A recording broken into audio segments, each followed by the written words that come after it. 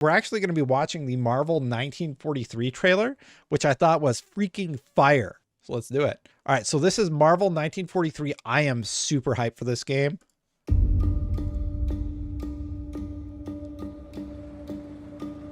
They're combing the streets, searching house to house.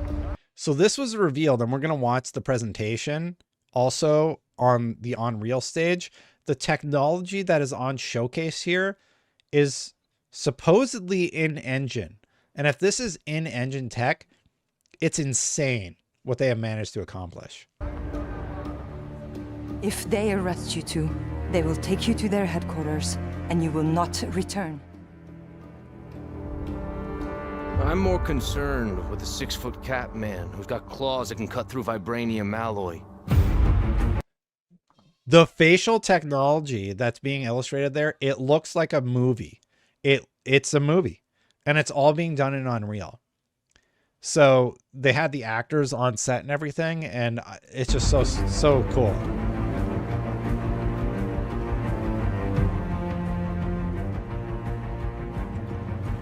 By my count, that makes 2 super soldiers loose in Paris. 3, counting you. And that's 2 too many.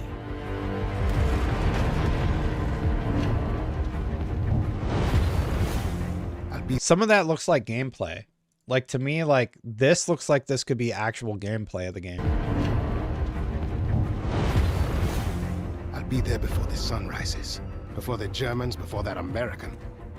The Eye of Force has been found. This is the only guy I think, like, his acting seems a little too camp. And this is Amy. Yes, good call, chat. This is Amy Hennig, one of the best writers the video game industry has ever had. So I am and think about the time period, 1943. Like, there's so much they could dive into from a storytelling perspective. It's so good. Yeah, this guy is the only actor in the whole piece where I was like, it's a little hammy, but we only see him in like one scene. Before that American. That guy's Black black. Force has been found. The Eye of Force has been found. What could it be? Cap, do you know? I don't know. I need to see more scenes with him, but that one I was like, maybe do another take. Please, just stick to the rooftops. Be careful. See, that looks like gameplay again.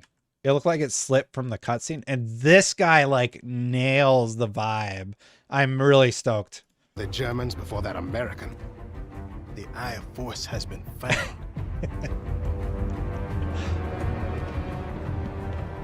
Please, This looks like it could be just stick to gameplay. the rooftops. Be careful. Stand with me. When am I not? It looks like a movie. It looks so freaking good. I am so glad that not everybody bailed on single player games. It's better Yeah, if I like tackle this gameplay. one alone. You may encounter some obstacles. That won't be a problem. Gameplay. Our cat friend is definitely I'm just saying, like, a lot of these scenes look like gameplay. here too. By the look of things, he's not very far ahead. The American boy is right on your heels. Who the hell are you? If you wanted us dead, we'd be dead. So what do you want? Answers. Is that Shuri? That's far enough! Yeah. Stay out of my way! Stand aside! I do not take orders from anyone! I don't have time for this. Neither do I. Yeah, it looks so good. So they're utilizing the technology of metahumans in Marvel 1943, and it looks really, really good.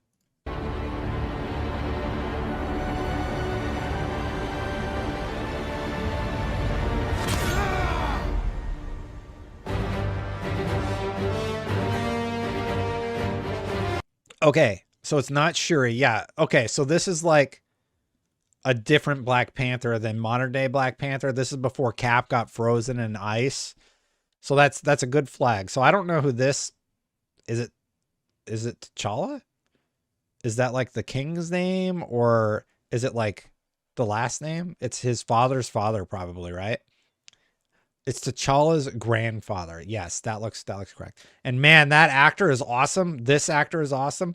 This guy, I was like, he's the only one I get a little bit of camp from, but these two are great. And I've never heard of these actors before. Who's this character? Does anybody know this character over here? Azuri? Is this Azuri? Who is this character and who's Trumpet Guy? Yeah, everybody's... What if the trumpet's a key gameplay mechanic? I feel like this guy is part of the Captain America battalion. So Captain America always rolled with a bunch of soldiers. And even in the original comics, there was like Bucky. I don't think that's Bucky. If we go back, so this is from Marvel Cinematic Universe at Fandom. So there's like all these different types of characters. And he's always had like people from all aspects of the war. Who is this though? Who are these characters? Anyway, if anybody knows who Trumpet Guy is, let me know. The Howling Commandos, yes. I don't know a lot about Cap from World War II era. I just know Cap. Happy Sam Sawyer. Here's some of the characters that were from the movies, right? So let's just go through these together. We got Captain, of course, Bucky, Dum Dum Dugan, Gabe Jones. And he was in the era. He's from Georgia. He studied German and French. Well, I think it's Gabe Jones. That'll be my guess. There's also Happy Sam Sawyer, but he looks like a naval. He's an officer of the United States. Oh, he's a ranger. And a member of Nisei Division. I mean, if it's a movie character, then my bet would be it's Gabe Jones. Because he worked in intelligence, right? While fighting alongside Bucky Barnes and Dum Dum Dugan from the 107th, Jones was captured by Hydra and placed in a cell with other Allied prisoners. Like, that background gives a lot of story. Anyway, I called it. It's Gabe Jones. The trailer focuses on Captain America and Black Panther, along with a first look at other playable characters, Gabriel Jones of the Howling Commandos and Nanali. So, wow, my guess was perfect. Look at IMDb. Sorry, everybody. Oh, yeah, okay. Yeah, all right. Well, I was right. I mean, I'm kind of proud of myself for getting it right. We got Kari Payton. We got... I don't know who that character is. Nanali is Megalyn something. Howard Stark's in the game. Oh, this is going to be so good. Gabriel Jones, Marquis Richardson, and Drew Moreland did the voice. What is this guy done? Oh, he's in Invincible. Teen Titans Go. So he has a long history of working in voice. This character did.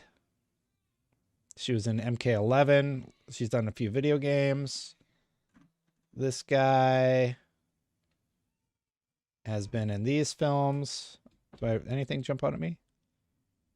Nothing I've seen. Drew Moreland. Bloodline Color. Anyway, I think... Sorry. Game looks fire. The game, that's what the kids say these days, right? I think that this game looks freaking awesome. So Nanali, Gabe, Black Panther, obviously, and Cap. Sorry, Nanali, Gabe, Black Panther, Cap. Sorry, chat. Kari Payton has been in everything. Look it up. Justice League. Okay. 2025.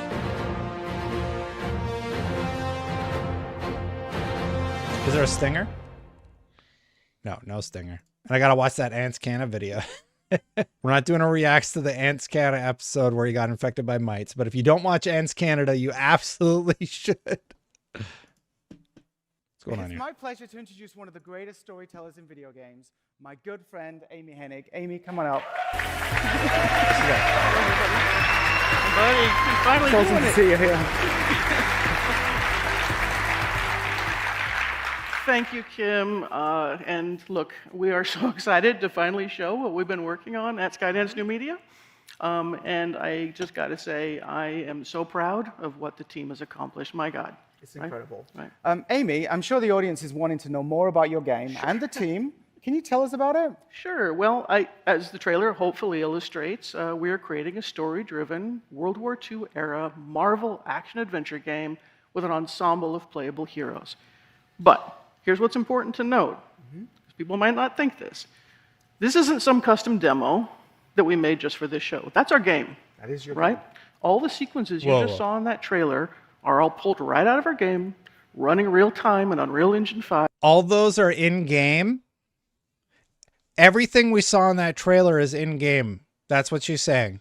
That wasn't like a rendered cutscene. That was gameplay. In-engine gameplay. Wow. No smoke and mirrors. Yeah.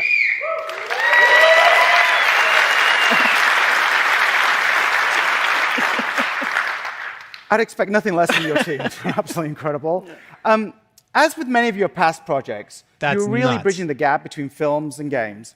But this is a whole new level. What's different nowadays compared to the old days? Yeah. Well, look, I mean, you and I have known each other for what, over a decade now? Over a decade, yeah. Right. And we immediately hit it off, and I think it's because we've been chasing the same dream, right? True, yes. Which is to create richly interactive experiences that are cinematic, immersive, and make you feel like you're in a movie, but with all the player agency that you expect from a really great game, right? Absolutely. And in the past, this has always felt like it was just beyond our grasp. But I think we're finally crossing that threshold. Yeah, we're trying our best. Yes, we're trying our best, yeah. Wow. And look, when we're telling a character-driven story, it's critical for us to be able to really faithfully capture and honor every nuance of our actors' stellar performances. And you know what? That's the thing that blew me away the most. Like I was talking about that one actor where I felt like it was a little campy. The only reason I picked that up is because every little nuance of their facial animation was captured. I think Cap nailed it. I think the lead actor who's playing Black Panther absolutely nailed it. And everything about it just looks so freaking good. I am very, very excited for whatever this Marvel 1943, and it deals with Hydra. Like, man. So we've been incredibly grateful to be able to partner closely with our friends on the MetaHuman team to tell our story. Tell us a little bit about the visuals in the game. Well, again, thanks to Epic and the Unreal Engine development team, we've been able to leverage some of the new Nanite and Lumen features being released in the 5.4. And honestly, this is really helping our team to achieve a level of visual fidelity that enables us to present this authentically grounded Marvel universe. Okay. All right. Well, let's go a little bit deeper and see some of these features that the team has used by firing up a level in the game. So, let's do that. Sounds good. Okay. First, I'd like to introduce two of my colleagues, Colin Hennon, our cinematic animation director. Yay! Okay. And Roman Adiola, our director of photography. Oh yeah, this is where they actually are going to be utilizing. So Colin will be live and editor, and Roman will be on the virtual camera, just like he is at all of our performance capture shoots. So, if you all are ready, let's switch the feed and go back to that bridge environment.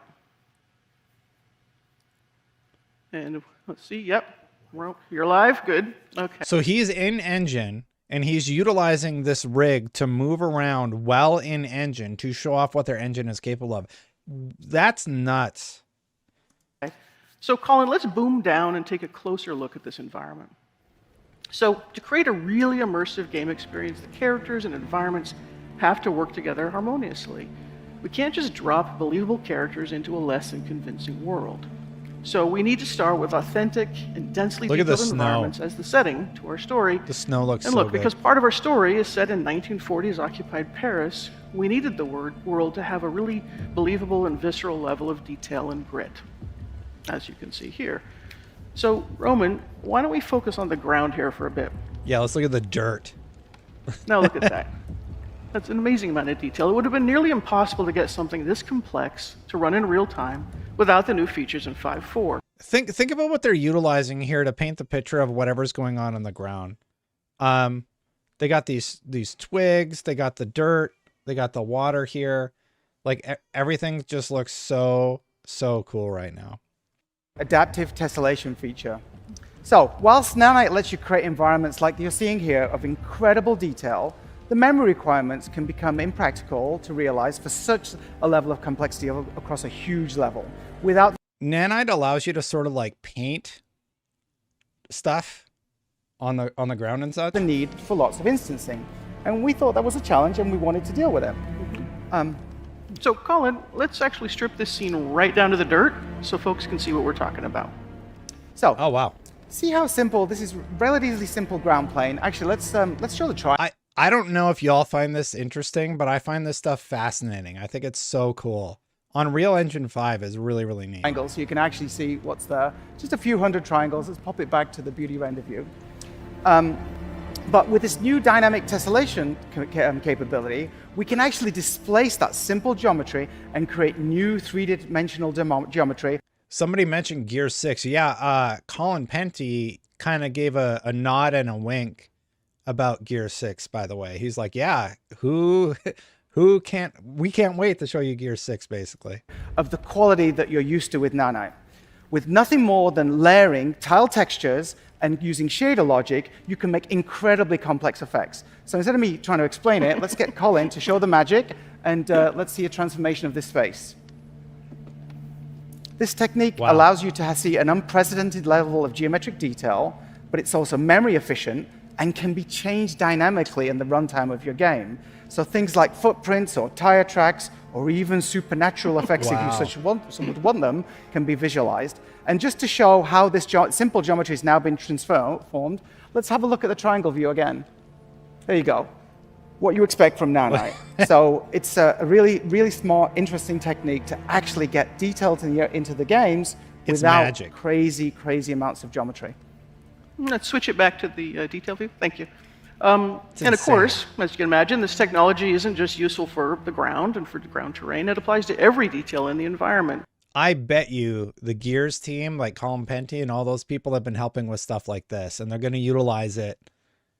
And they're going to utilize it for their future projects. So let's fly over to that pile of objects on the left over there, for example.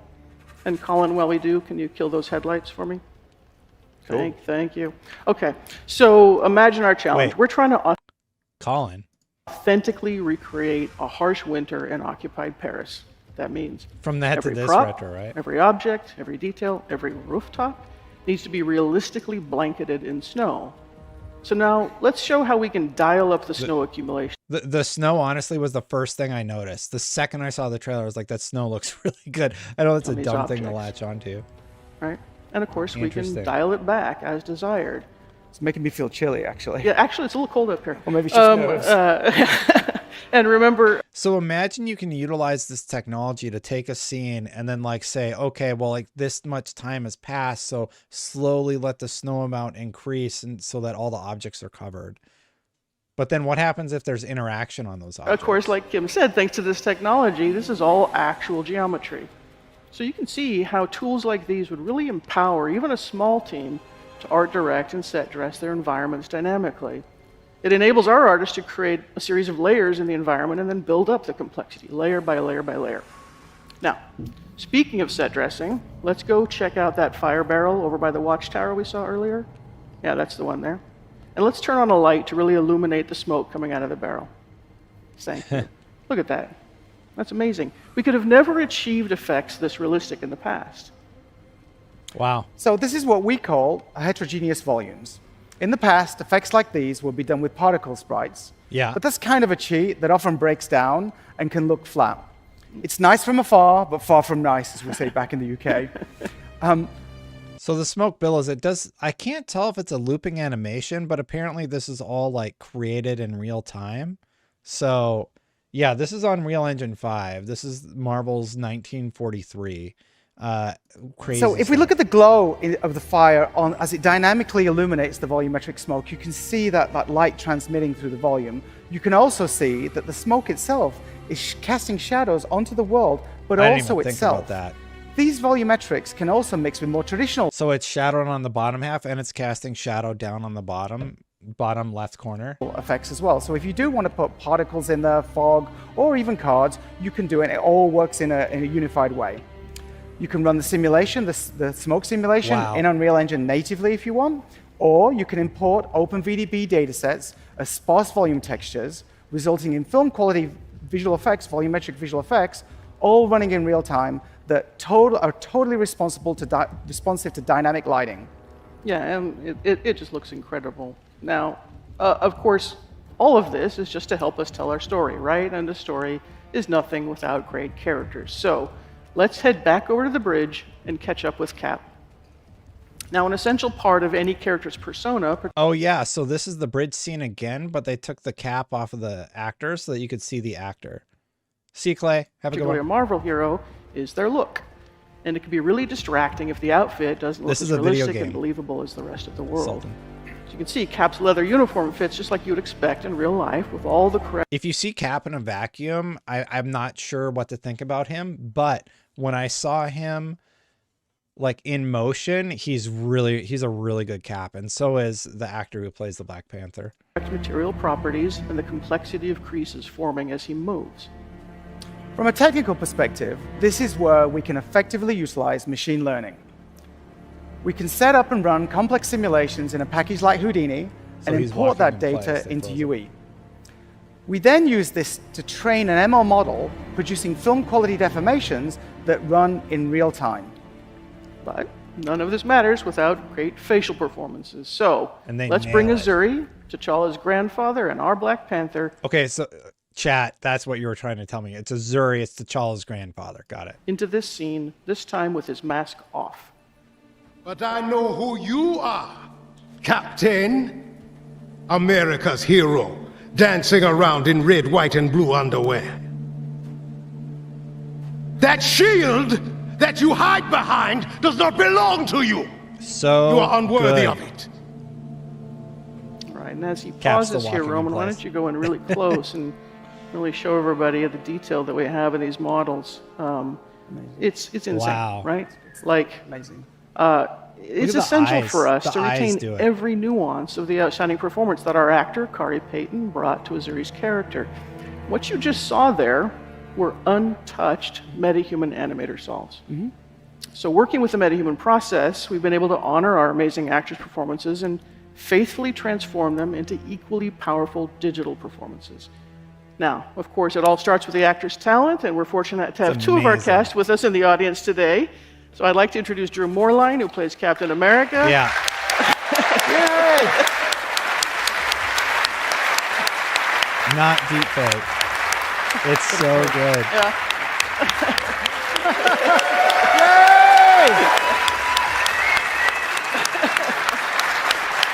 I can't wait for this game. This game, it's from one of my favorite writers. It's using the best technology on the market right now.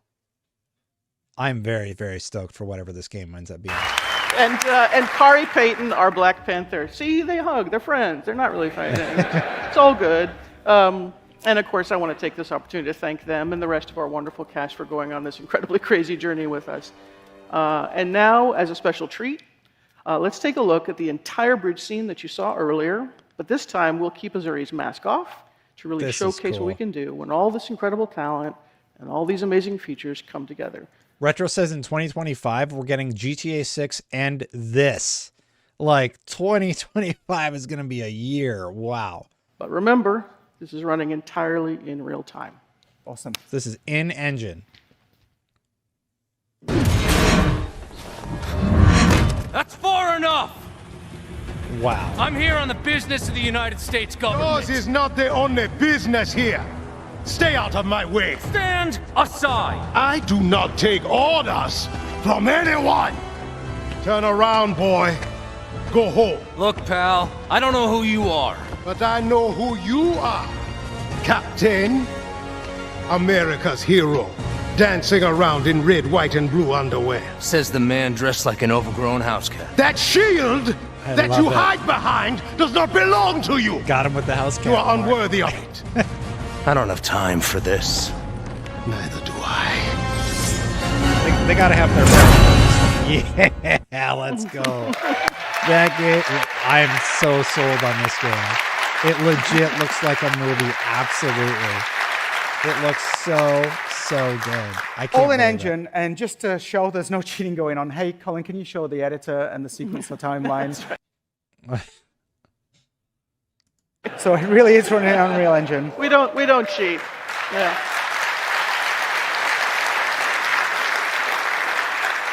That's they've set the camera to shoot those angles. Yeah. Absolutely incredible. I've never seen performances in a video game that are so believable. Wow. That game looks so good.